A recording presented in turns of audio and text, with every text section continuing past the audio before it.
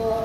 I'm Agatha Gregorio po from Billionaire News Channel. Good morning po. Susan Amy, may question lang po ako regarding yung DSWT budget hearing. Kasi nabanggit po doon na maaaring nagagamit po yung DSWT para sa pamumulitika. Especially with the elections coming up. Tinitingnan niyo po ba kung posibleng nangyayari din yun sa ibang mga ahensya?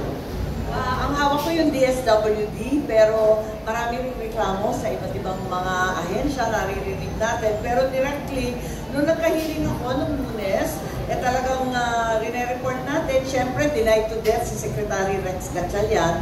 Sabi niya, talagang sinusuri nilang maigi. Pero nagre-reklamo doon ang napakarami at kasama na rin si Senator Bongo, si Senator Bato de la Rosa. Pagkatapos dumating pa si Congressman Kaimer Olaso ng Zamboanga City na sabi niya, matapos niyang magdeklara na magme-mayor siya, biglang natigil ang lahat ng ahens niya, napahiya raw siya.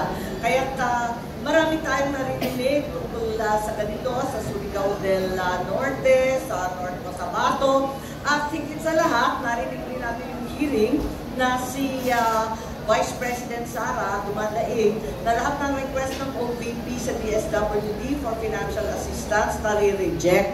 Kaya napipilitan siya na magbigay at tumulong sa mga lumalapit sa opisina niya. So ito lang ang atin na ayuda dapat ibigay sa mga nangangailangan, hindi sa mga politiko o sino man na nakaupo at may kapangyarihan.